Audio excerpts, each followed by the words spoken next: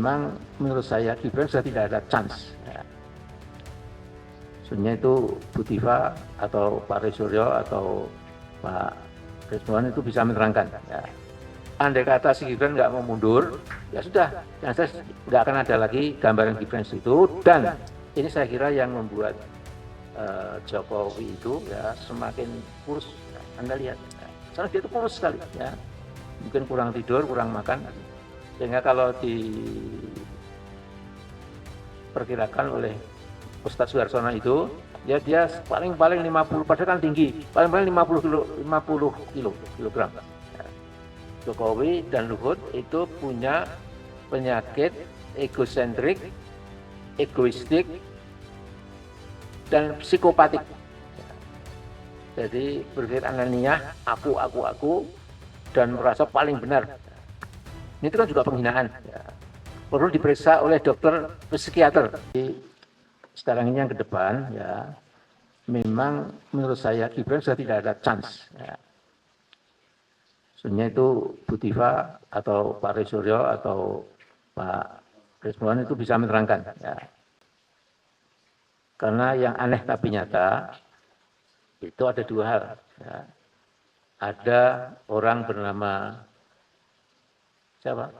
Yang notaris, yang advokat Pala, Jahit Pala, Suban Pala, masih. Ya Suban Pala itu. Ya. Ini seperti dikirim Tuhan dulu. Ya. Kan dia belum, kita kan nggak dengar sama sekali loh. Ya, out of nowhere, it's an unknown quantity, kata bahasa Inggrisnya itu. Tiba-tiba ke PN Jakarta Pusat, ya. Dan lucunya juga ketuanya itu mengiyakan, ya. Kemudian juga di berita besar, ternyata memang dia SMA-nya nggak palsu juga, apalagi S1-nya lebih palsu lagi, ya. Sehingga ini sudah, dan ini kemudian dicek lagi, ya. Lantas semua berkas dari KPU sudah diberikan, ya, fotokopinya itu, ya. Dan memang sekarang ini di atas angin, ya. Jadi dari ini saja, andai kata si Gibran nggak mau mundur, ya sudah, yang saya nggak akan ada lagi gambaran Gibran itu. Dan ini saya kira yang membuat Jokowi itu ya semakin kurus. Ya. Anda lihat, ya. Soalnya dia itu kurus sekali. Ya. Mungkin kurang tidur, kurang makan. Sehingga kalau diperkirakan oleh Ustadz Suharsono itu, ya dia paling 50, padahal kan tinggi, paling 50 kilogram. Ya. Maksimal 60 gitu. Nah jadi memang rencana Allah itu tidak mungkin ya dilawan manusia. Ya. Dalam surat Ibrahim itu ada empat kata makar. Dalam ayat yang pendek ada kata 4 makar. Ya. Waqad makaru makrohum makrohum wa indallahi makruhum wa ingkana makruhum latazulu minhul jibal. Jadi makruhum wa ingkana makruhum latazulu minhul jibal. Ya.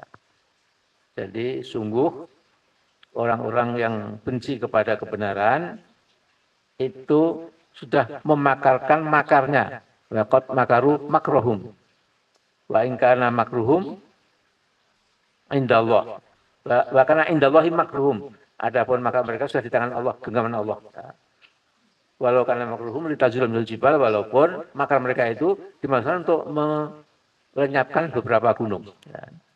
Jadi dengan teknologi mutakhir, saya kira Gunung Merbabu, Gunung Merapi, Gunung Semeru, Gunung Serme, Gunung manapun lah ya, itu bisa diratakan dengan tanah. Ya. Bagaimana Pak lavanya, laharnya, yaitu dengan teknologi bisa katanya. Ya. Tapi kata Allah itu sepele bagi Allah. Ya. Walaupun tadi itu, walaupun makarnya itu dimaksudkan untuk melenyapkan beberapa buah gunung. Nah sekarang memang ya, yang penting itu Prabowo nggak usah melarang-larang. Ya. Dan saya dapat bocoran apalah itu informasi dari Jakarta. Ya. Memang Pak Prabowo membiarkan. Ya. Kalau nggak membiarkan, tidak mungkin PN Jakarta Pusat berani. Ya. Kalau nggak membiarkan, tentu mungkin sudah diganggu-ganggu, ya, Mas Roy Suryo CS. Gitu. Kalau tidak membiarkan, tentu bisa diteror secara mental, ya, malam-malam ditelepon, kamu sudah bertahan hidup ya. Gitu. Saya dulu kan waktu mengkritik Pak Harto kan juga sering dapat telepon itu. Ya. Dan paling berat itu persis seperti yang dialami Bu Tiva itu. Kamu sudah apa namanya? Sudah merasa di atas angin ya? Kami tahu anak-anakmu sekolahnya di mana, jam berapa, kapan-kapan kita kasih air keras mukanya, biar banyak semua gitu. Di waktu itu saya juga grogi, wah kok anak saya mau tidak punya masa depan gitu. Ya tapi bismillah, bismillah dan Allah menjaga. Lagi Allah mengatakan, Allah yudhafi'u 'anil ladzina amanu. Ya. Sebenarnya Allah itu mendefense, ya, menjaga orang-orang beriman. Jadi itu pegangan saya. Ya. Nah, jadi memang akan ada teror dan segala macam. Gitu. Dan ini juga Luhut kan kurang ajar kalau jangan diganti Polri, ketua apakah Polri. Itu kan juga ini kan miring. Makanya saya juga mengatakan itu Luhut sudah sakit jiwa dan lain-lain. Saya sudah hati-hati. Luhut itu seperti orang sakit jiwa. Jadi kalau saya misalnya dibawa ke pengadilan, Pak, seperti itu bukan sakit jiwa, seperti sakit jiwa. Berarti, wah dia itu seperti orang kaya, padahal orang nggak kaya. Ya. Dia seperti orang pandai, padahal bodoh. Jadi saya sudah mikir juga kalau kata seperti itu, insya Allah menutup, ya, menutup tuduhan penghinaan itu. Ya. Tapi kalau soal penghinaan ini kan saya sudah 2 tahun yang lalu mengatakan Jokowi dan Luhut itu punya penyakit egosentrik, egoistik, dan psikopatik. Ya. Jadi berpikir ananiah, aku, dan merasa paling benar. Ya. Ini kan juga penghinaan. Ya. Perlu diperiksa oleh dokter psikiater, bukan psikiatris tapi psikiater yang mengetahui kesehatan kejiwaan Luhut maupun Pak Jokowi. Kalau saya juga ada hidup tapi alhamdulillah nggak apa-apa. Ya. Jadi pada waktu ada seorang ibu dari Bogor itu yang ngomongnya keliru tentang IT, undang-undang ITE itu, ya. Karena berapa tahun itu, wah, kasihan dia. Dan itu banyak yang jadi korban ITE yang ngawur itu. Ya. Nah jadi yang penting memang sekarang ini konsolidasi. Ya. Dan saya November tanggal 8 kalau nggak salah itu diminta Muhammadiyah ya untuk memberikan masukan-masukan buat generasi muda Muhammadiyah. Jadi asal Muhammadiyah, NU, Dewan Dakwah, WUI, ya. Kemudian yang di Medan apa? Al-Ghasliyah, yang di mana? Di timur itu, di Nusa Tenggara. Itu kan juga punya pesan dan didengarkan juga. Ada kan tokoh-tokoh ini, ya, di setel di stem, ya, frekuensi dan nada suara frekuensi dan volume, ya. Ya itulah. Mudah-mudahan sama hidup ya bisa melihat. Seperti dulu Pak Nasir kan bilang, mudah-mudahan saya masih hidup ketika Soeharto diturunkan. Dan juga Pak Sanusi. Pak Sanusi datang ke sini, ke rumah saya di sana itu. Mas Amin nggak usah terlalu kritik. Soeharto, kami yang tua-tua ini. Pak Amin, jangan ikut-ikut. Tapi Pak Amin, saya memang berdoa pada Allah. Jadi itu pernah menjadi perindustrian Pak Isyur Sanusi ini. Ya. Mudah-mudahan saya bisa menyaksikan. Dan betul-betul sehingga lantas syukuran gitu. Ya. Mengundang rekan-rekannya yang mensyukuri kejatuhan Soeharto itu. Ya. Saya kira orang yang berdoa malam hari mengangkat tangan kepada Allah dengan bahasa Jawa atau bahasa Indonesia, ya. Yang dukuh si Allah mugi-mugi Joko Widodo panjenengan Patuko paringi paukuman ingkang itu sebaik-baiknya gitu. Saya itu dulu. Ya.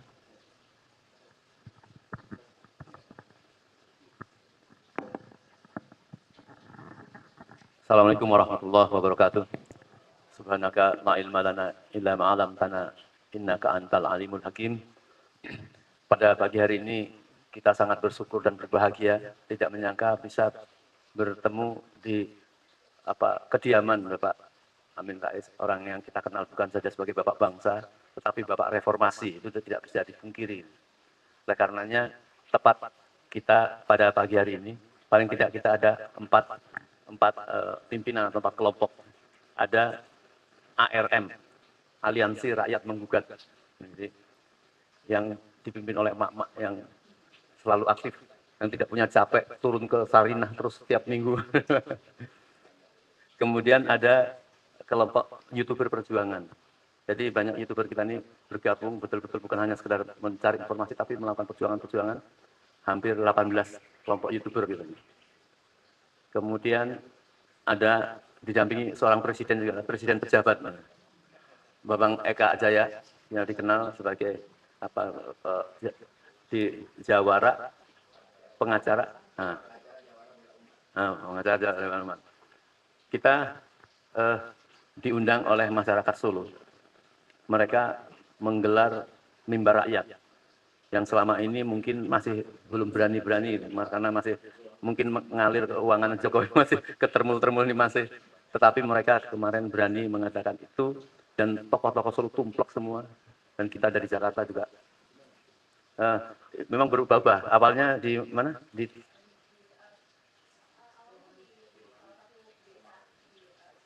Boyolali.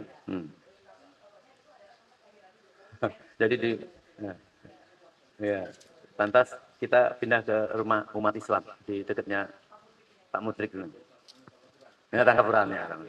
Dari situ mereka tidak bisa memperkirakan bahwa kita mendadak di situ, dan digelarlah di jalan. Nah, intinya bahwa kita menyampaikan juga, kita sedang diadu seolah-olah semua masyarakat menentang Solo, karena ada selalu disebut geng Solo. Sampaikan bahwa kita tahu guru kita, sahabat kita itu orang-orang Solo semua, pejuang semua. Jadi ini mau dipecah belah mereka saja. Maka kita turun bersama, dan ada satu teriakan yang memang untuk target harus disampaikan kepada rakyat dan perjuangan ini, yaitu makzulkan Gibran dan tangkap Jokowi. Jadi itu yang nampaknya menjadi concern, di mana 2 minggu yang lalu kita juga sempat mengepung KPK untuk meminta keberanian harus menangkap dan adili Jokowi, karena bukti-bukti pengakuan dari menteri-menteri yang kena itu, termasuk Tom Lembong, termasuk Direktur Pertamina Karen ini, dia menyatakan bahwa dia setor kepada Jokowi, dan ini atas perintah jabatan. Nah, kalau KPK tidak mau melakukan, maka gerakan ini tidak akan berhenti. Dan bahkan sebagian dari kita tanggal 10 November itu akan mengepung di pusat PIK 1 dan PIK 2 atau PSN untuk menghentikan dan harus kembalikan tanah rakyat yang dibeli murah atau dirampok oleh aguan. Jadi tujuannya oligarki, dan memang itu. Ini menjadi dasar perjuangan. Oleh karenanya kita tepat sekali pada hari ini, mungkin ada masukan arahan finishing supaya kita ingatkan kepada Pak Prabowo, tidak akan bisa berjalan kalau masih mendiamkan gengnya Jokowi ini bercokol di kementerian. Karena banyak sekali. Kemarin terakhir Prabowo menyatakan bahwa negara sudah dirugikan macam-macam. Di belakangnya ada Menteri Bahlil itu, kayak ngeledek, dia nyobet-nyobet tangan temennya itu.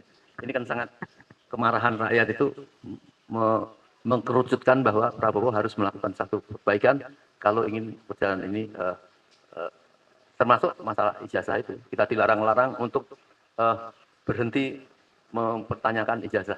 Semakin meminta perintah itu, semakin Roy Suryo, teman-teman kita di grup ini, semakin memberanikan diri, bahkan KPU, dan bahkan Dikdasmen dan Mendikdasmen itu menunjukkan bukti-bukti tentang kepalsuan-kepalsuan itu.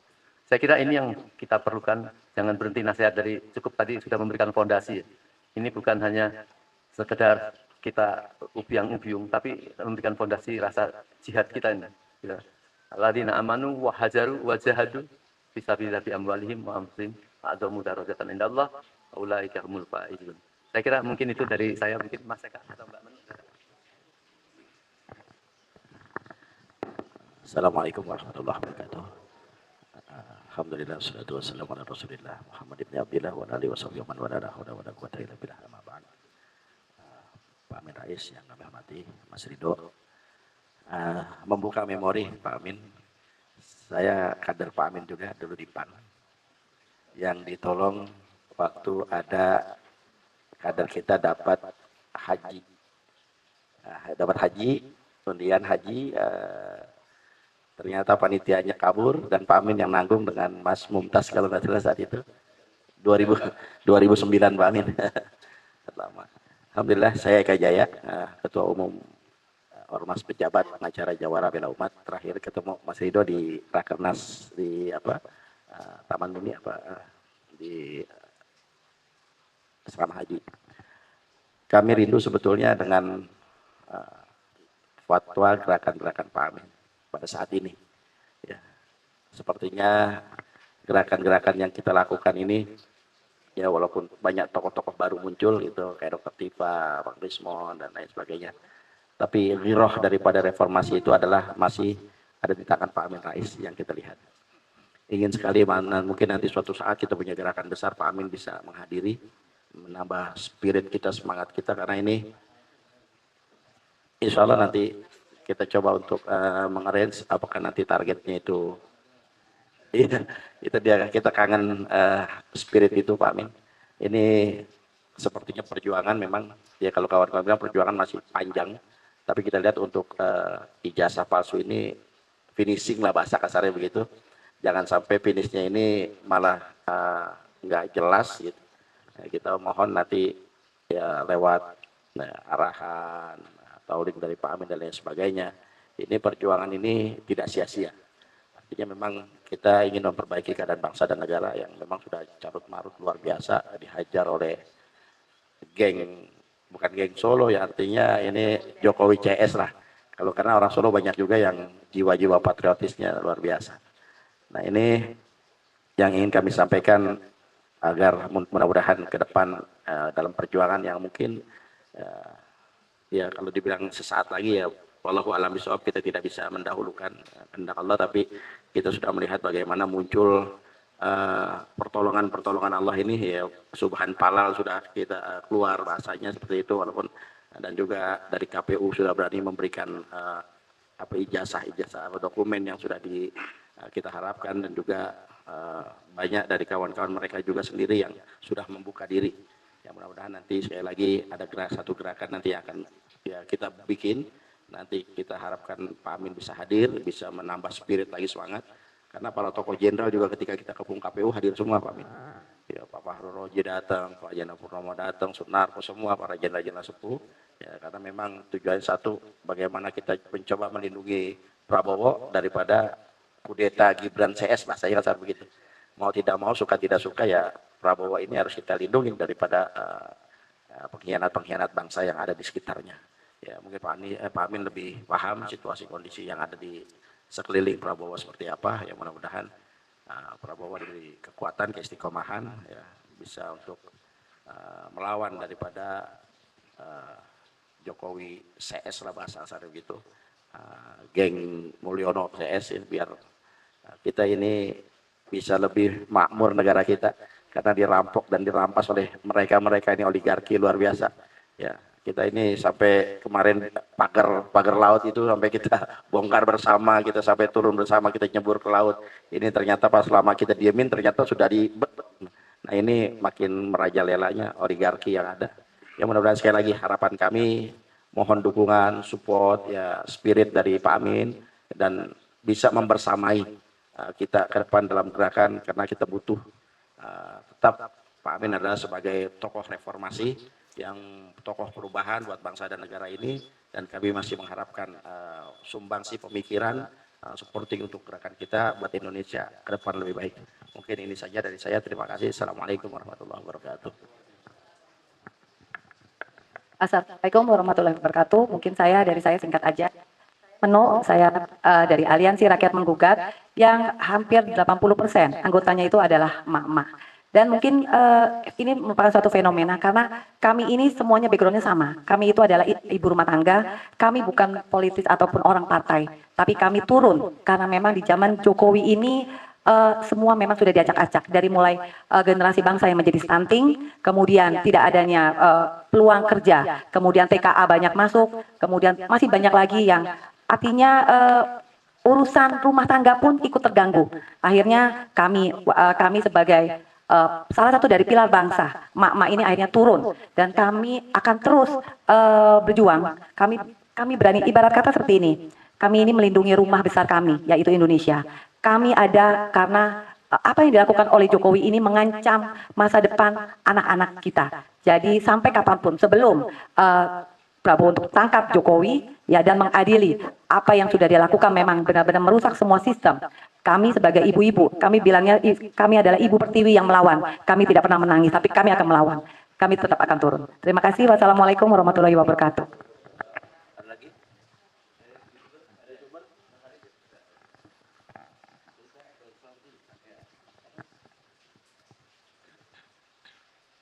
Jadi saya dulu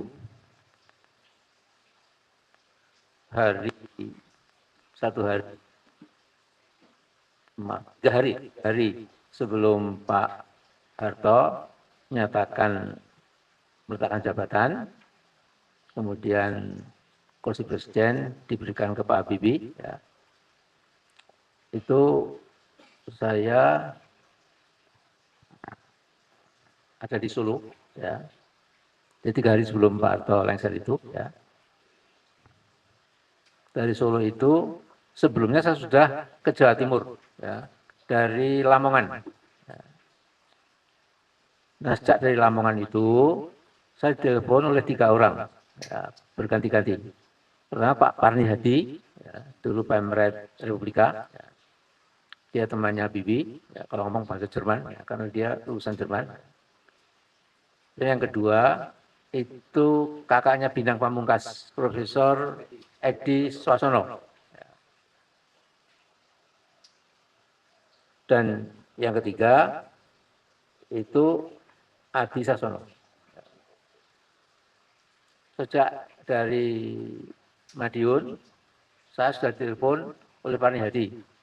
Mas, ada di mana? Sekarang saya Jawa Timur. Ini saya di atas mobil itu. Mas, ini keadaan makin genting. Jadi Anda jangan masuk Jakarta dulu. Oh iya, oke, saya perhatikan. Dia usul Parni Hadi. Tadi saya Jasono ya, yang pertama Jasono. Ya, ini Parni Hadi. Ya. Parni mengatakan, maksud di mana Anda? Saya di dalam perjalanan menuju ke pulang ke Solo. Dia juga bilang, Mas jangan, begitu Anda masuk ditangkap loh. Ya udah saya perhatikan. Nah, bulan terakhir itu dari Profesor Iswasono. Mas, ini penting sekali, ini A1, jadi mereka nggak peduli bahwa tokoh Muhammadiyah apapun, pokoknya nggak peduli akan ditangkap. Nah, sampai di saya cerita ibu saya. Bu, saya itu mau ke Jakarta, tapi sahabat-sahabat saya mengatakan jangan, nanti saya ditangkap. Nah, ibu saya bilang, memang saya perhatikan kamu ini kan terlalu berani dengan Pak Harto. Gitu. Jadi Pak Harto itu seperti di tempat yang tinggi, Anda pakai galah itu ngobrol Pak Harto, maka dia marah. Gitu. Tetapi kalau pergi aja Bismillah, Allah melindungi. Gitu. Saya berangkat. Nah, saya berangkat, punya ibunda yang mendorong itu. Kemudian ini yang saya sampaikan ya. Dari Cengkareng itu saya menawar beberapa taksi yang sudah sebagian besar nggak mau ke Jakarta karena memang sudah hitam Jakarta itu. Karena apa? Nah ini banyaknya ban dibakar di berbagai perempatan jalan dan ternyata ban itu bukan tradisi Indonesia. Itu tradisi negara-negara Rusia, menggulingkan. Jadi kalau menggulingkan itu, kalau rakyat sudah keluar dari kampung, ya berjubel Ganyang Soeharto, memang kemudian aparat juga Kita berpikir ulang loh, masa mau nembak. Ya, walaupun Pak Sumarto tembak di tempat mungkin, karena dia kan nembak rakyat sendiri. Ya. Tetapi intinya adalah, jadi ban itu kan hitam. Dua kalau nanti, ya, atau diturut, karena itu ban itu memang menumbuhkan rasa revolusioner. Ya. Kalau begini dingin angin berembus kan ya bisa teriak-teriak ya bisa, tapi tidak seperti kalau jalan-jalan itu semua pembakaran ban. Dan ini kan murah kan, ban kan di mana-mana kan murah itu. Tinggal 4 atau 5 aja dikasih bensin nanti sudah semua itu. Itu nanti akan menimbulkan refuse situation, ya, condition. Ya. Itu yang saya alami dulu. Ya. Sehingga waktu saya mau kantor Muhammadiyah dari Cengkareng itu, supir taksi nggak ada berani. Pak, Bapak lihat sendiri ke sana Pak gimana gitu. Mereka nanti ngamuk, bisa-bisa taksi saya rusak. Nah, sekarang ini kesepakatan. Itu saya tahu Bapak Amin Rais Ketua Muhammadiyah. Nanti kalau sampai rusak, sampai pecah kacanya, udah saya berikan berapa sih harganya? Wah mahal Pak, berapa ratus juta? Udah gak ada masalah, saya punya uang itu. Nah saya naik, ya mau ke Muhammadiyah itu lewat Senen dulu. Tadi jalan lewat Senen, kan anak muda, pakai tongkat sudah bergembira sekali tuh. Warta mau turun dulu. Ya. Wah Amin Rais, wah kamu sudah. Oh di aras itu. Terus kacanya kanan kiri pecah semua. Bukan kaca yang depan itu bukan. Ya. Kemudian udah ringsek lah gitu. Terus saya bilang, dek, saya mau pergi ini. Terus malah kami pinggir Pak Amin ada kepentingan pergi gitu. Nah sampai di PP ya kemudian memang saya konsekuen lah gitu. Sudah jadi ini berapapun ini tetap milik kamu. Saya juga yang baru. Saya kirim ke rekening kamu, yang rekening ada Pak, dia punya rekening gitu. Insya Allah besok lagi ya Pak. Nah, tapi poin saya bukan rekening itu, poin saya itu kalau ban dibakar, ya. Itu di Moldavia, di mana di negara-negara Kazakhstan, Uzbekistan itu memang itu si presiden itu, karena rakyat itu melihat ban bakarnya senang gitu. Pokoknya ini adalah tanda-tanda perubahan. Kira-kira seperti itu. Ya, cuma itu masukan saya.